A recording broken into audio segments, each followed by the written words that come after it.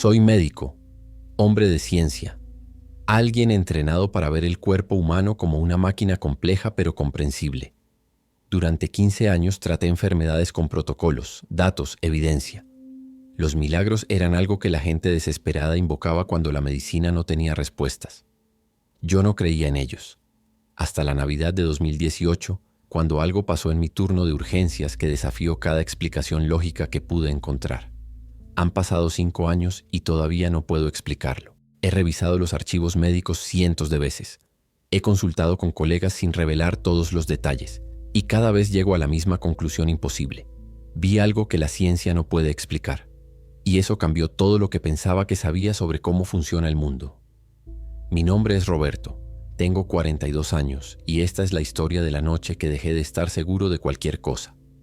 Trabajaba y todavía trabajo en un hospital público en las afueras de Madrid. No es uno de esos hospitales nuevos y brillantes que ves en series de televisión. Es viejo, con pasillos que crujen, equipos que deberían haber sido reemplazados hace una década y un personal permanentemente agotado tratando de hacer demasiado con muy poco. Pero es nuestro hospital. Servimos a una comunidad que necesita desesperadamente atención médica accesible y a pesar de todas las frustraciones hay algo noble en eso. La Navidad de 2018 me tocó turno de noche en urgencias. Del 24 al 25, el turno que nadie quiere.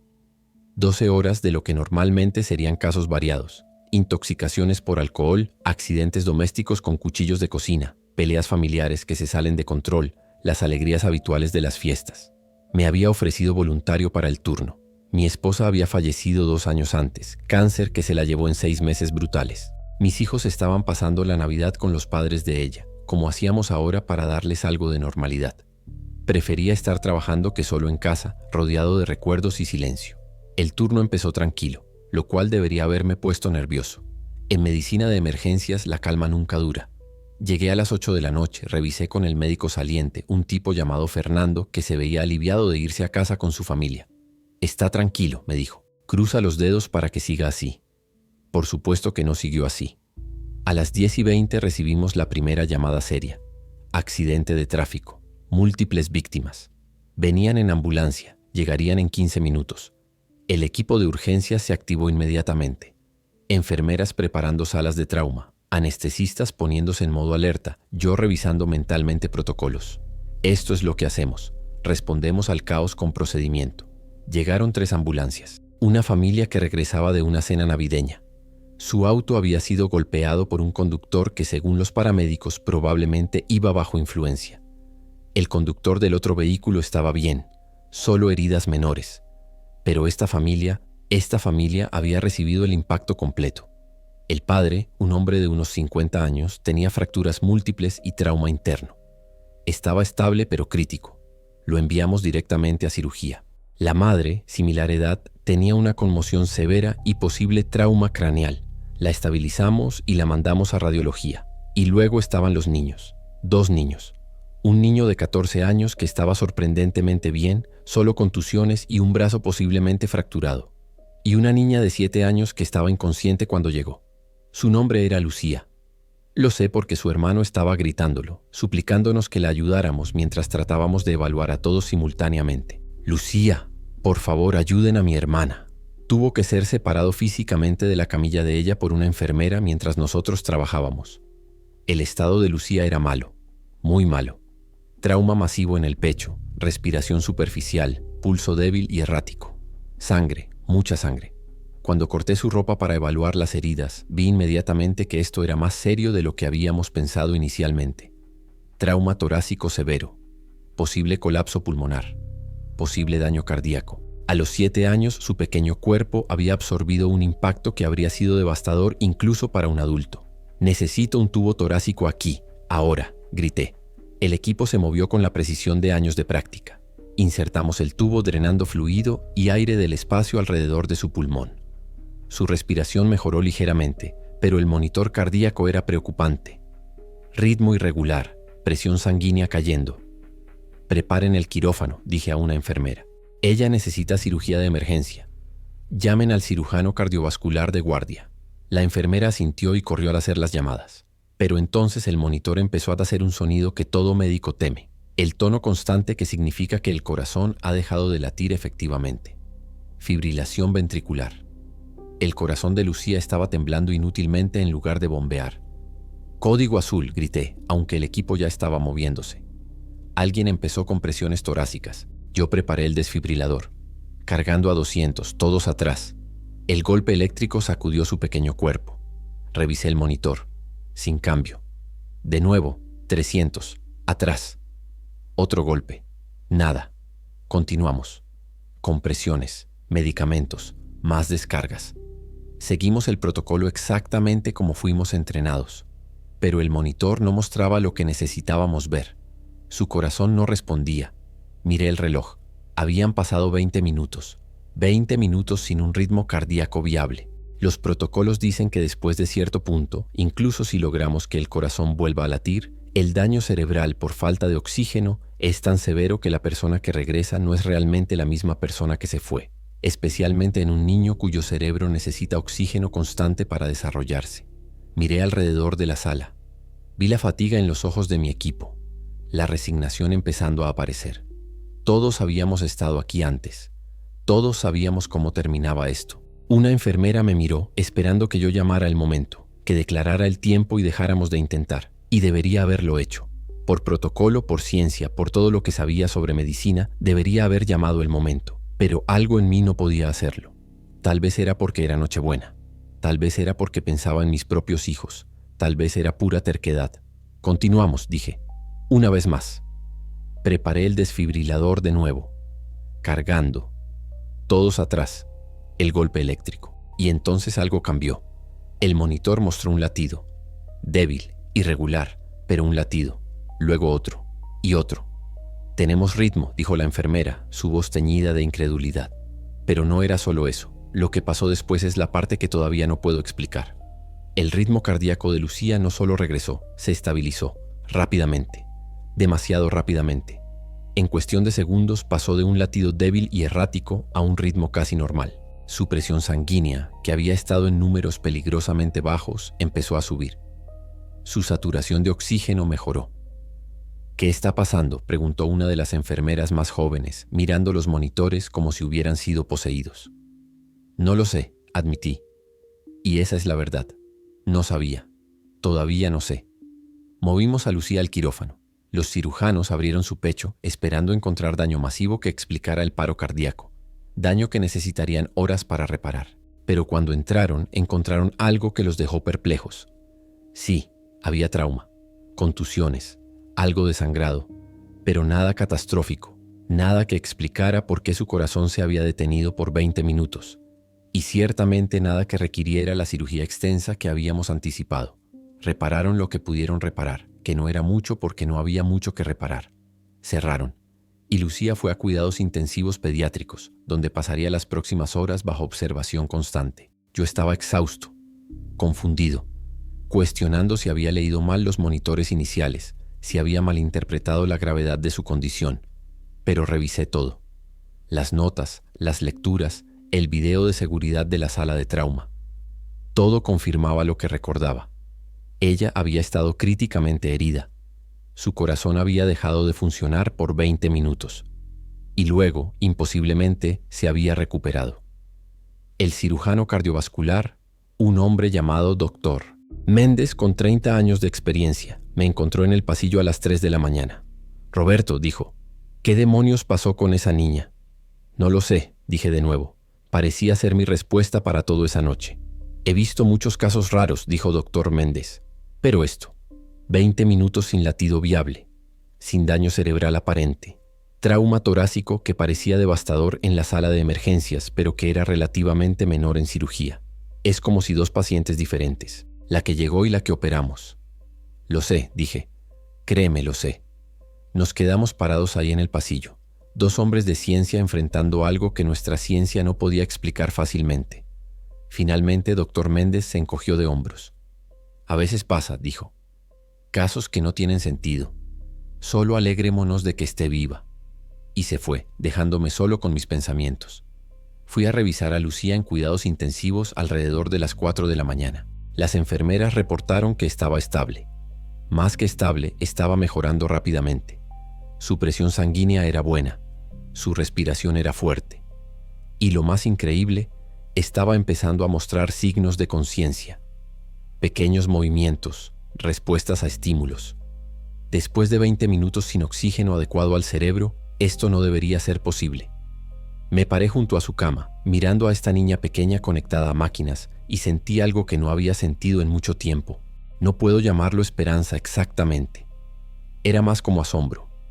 Como cuando ves algo tan inesperado, tan contrario a todo lo que conoces, que te obliga a reconsiderar tus suposiciones básicas sobre cómo funciona el mundo. Su hermano estaba en la sala de espera con otros miembros de la familia que habían llegado. Su brazo había sido enyesado y él se negaba a irse, insistiendo en quedarse hasta saber que Lucía estaba bien. Cuando lo encontré, me miró con ojos rojos de llorar. ¿Va a estar bien?, preguntó, su voz apenas un susurro. No soy un hombre emotivo. 15 años en medicina de emergencias te endurecen, te enseñan a mantener distancia profesional. Pero algo en ese momento rompió algo en mí. Sí, le dije. Va a estar bien. Tu hermana es una luchadora. Él empezó a llorar de nuevo, esta vez de alivio. Y yo, profesional doctor de 40 años, tuve que luchar contra el nudo en mi garganta. El resto de mi turno pasó en una especie de niebla. Atendí otros casos, tratamientos de rutina, nada tan dramático como Lucía. Pero mi mente seguía volviendo a ella, a esos 20 minutos, a la recuperación imposible. Cuando mi turno terminó a las 8 de la mañana del 25, no me fui a casa. Fui a la cafetería del hospital, tomé un café terrible y me senté en una mesa vacía mirando por la ventana al día de Navidad amaneciendo sobre la ciudad. Pensé en mi esposa, Elena, en cómo la había perdido a pesar de todos los esfuerzos de la medicina moderna. Cirugías, quimioterapia, radiación, medicamentos experimentales. Habíamos intentado todo y nada funcionó. La ciencia en la que yo había confiado tan completamente no pudo salvarla. Y ahora, esta niña que por todas las reglas debería estar profundamente dañada si es que sobrevivía, estaba mejorando por horas, sin explicación, sin razón que pudiera señalar y decir, esto es lo que la salvó. ¿Era eso un milagro? No quería llamarlo así. Los milagros implican intervención divina, algo sobrenatural, y yo era un hombre de razón. Pero si no era un milagro, ¿qué era? ¿Suerte extrema? ¿Una combinación improbable de factores que se alinearon perfectamente? ¿Un error en nuestras evaluaciones iniciales? Volví a cuidados intensivos esa tarde, aunque no estaba de turno. Necesitaba ver a Lucía de nuevo, confirmar que lo que había visto no era alguna alucinación inducida por el agotamiento. Ella todavía estaba ahí, por supuesto, y estaba despierta. Sus ojos estaban abiertos mirando alrededor de la sala con esa confusión que los pacientes tienen cuando despiertan en hospitales. Una enfermera estaba junto a ella, hablándole suavemente, explicándole dónde estaba. Cuando me vio entrar, Lucía me miró directamente y sonrió. Una pequeña sonrisa débil, pero una sonrisa. «Hola, Lucía», dije, acercándome a su cama. «Soy el doctor Roberto. Soy uno de los médicos que te cuidó anoche. ¿Cómo te sientes?» «Cansada», dijo su voz apenas audible. «¿Dónde está mi mamá?» «Tu mamá está en otra parte del hospital», expliqué. «Ella también estuvo en el accidente, ¿recuerdas? Pero está bien. Todos están bien.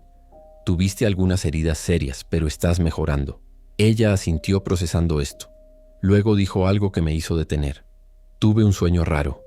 «¿Sí?», dije, más por mantener la conversación que por real interés médico. Los pacientes a menudo reportan sueños extraños después de traumatismos. «Soñé que estaba flotando», dijo Lucía, «por encima de todos ustedes. Los vi trabajando en mí.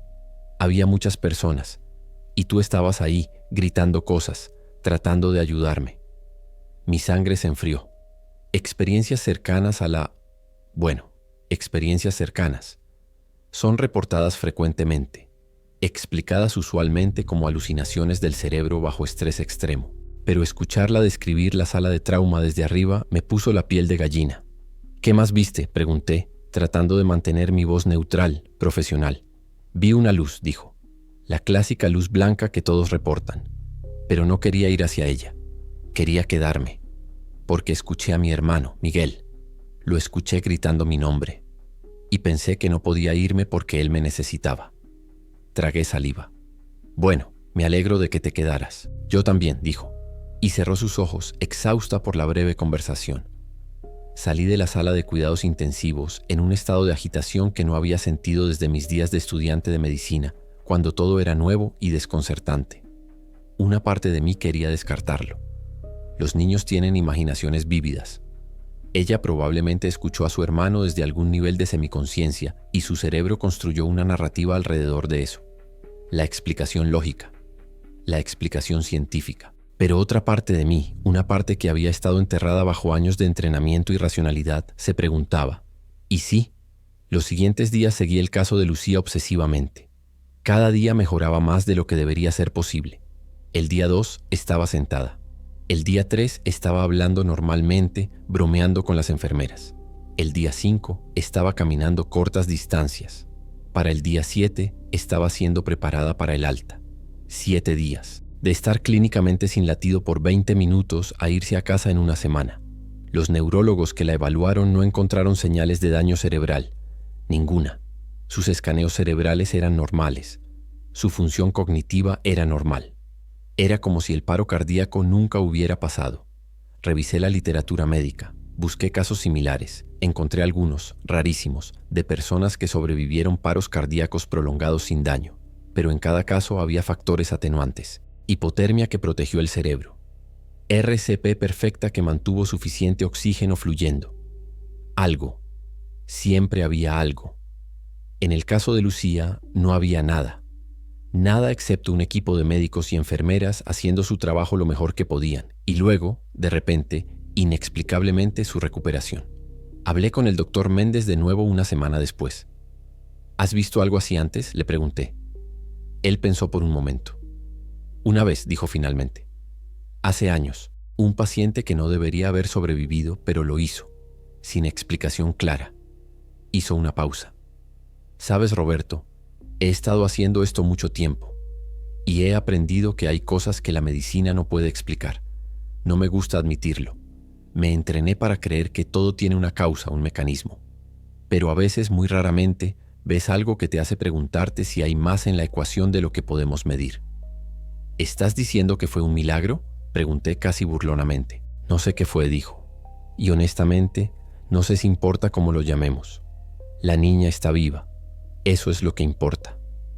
Lucía fue dada de alta 3 días antes de fin de año. Vine a despedirme, aunque no era necesario. Su familia estaba ahí, empacando sus cosas. Su madre, recuperada de su propia conmoción, me vio y inmediatamente se acercó. «Doctor Roberto», dijo, tomando mis manos. «No tengo palabras para agradecerle. Usted le salvó la vida a mi hija». «Yo solo hice mi trabajo», dije, incómodo con el crédito. Porque la verdad era que no sabía si había hecho algo especial. Había seguido el protocolo, y el protocolo, por todas las cuentas, debería haber fallado. «No», dijo firmemente. «Usted no se rindió, las enfermeras me contaron. Me dijeron que siguió intentando cuando otros habrían parado. Eso no es solo hacer su trabajo. Eso es ser un héroe». No me sentía como un héroe. Me sentía como alguien que había sido testigo de algo que no entendía. Pero asentí y acepté su gratitud porque eso era lo que se esperaba de mí. Miguel, el hermano, estaba parado junto a la cama de Lucía. Ella estaba vestida con ropa normal ahora, su pequeño cuerpo todavía magullado pero claramente sanando. Él tenía su brazo alrededor de ella protector y ambos estaban sonriendo. «Doctor», llamó Lucía cuando me vio. «¿Puedo preguntarle algo?» «Por supuesto», dije acercándome. «¿Por qué no se rindió conmigo?», preguntó. En mi sueño vi cuando todos se veían cansados. Vi cuando pensó que era demasiado tarde. Pero siguió adelante de todos modos. ¿Por qué? No tenía una buena respuesta para eso. «¿Por qué?», dije lentamente. «A veces la ciencia nos dice que las cosas son imposibles. Pero eso no significa que lo sean. A veces lo imposible sucede. Y si hay incluso una pequeña posibilidad, creo que vale la pena intentarlo». Ella sintió satisfecha con esa respuesta, aunque probablemente no entendió completamente lo que quise decir. Pero sus padres entendieron. Los vi intercambiar miradas, ojos húmedos. Los observé irse esa tarde, una familia reunida, caminando hacia el estacionamiento bajo un cielo gris de invierno. Y me quedé parado en la entrada del hospital, mirándolos desaparecer, sintiendo algo que no había sentido en mucho tiempo. No alegría exactamente, más como paz. O tal vez solo la ausencia de dolor constante que había estado cargando desde que Elena falleció. En las semanas siguientes volví a mi rutina normal. Turnos en urgencias, casos variados, los altibajos habituales de la medicina de emergencias. Pero algo había cambiado en mí. Me encontraba siendo más paciente con las familias, más dispuesto a escuchar sus esperanzas incluso cuando el pronóstico era sombrío, más abierto a la posibilidad de que no tenía todas las respuestas. Mis colegas notaron. «Te ves diferente», comentó una enfermera un día. «Más ligero o algo así». Tal vez, admití. No sabía cómo explicar que había visto algo que sacudió mis convicciones fundamentales sobre cómo funciona el mundo y que de alguna manera eso me había liberado. 3 meses después del accidente recibí una carta. Era de los padres de Lucía. Incluía fotos de ella jugando, completamente recuperada, sin señales del trauma que había sufrido. Y una nota que decía: «Gracias por creer en milagros incluso cuando no creía en ellos. Lucía está prosperando. Empezó ballet. Envía su amor». Puse la foto en mi escritorio en el hospital. Es una de las pocas cosas personales que mantengo allí. Y cada vez que tengo un caso difícil, cuando un paciente parece más allá de la ayuda, la miro. No porque piense que habrá un milagro cada vez. La mayoría de las veces no lo hay.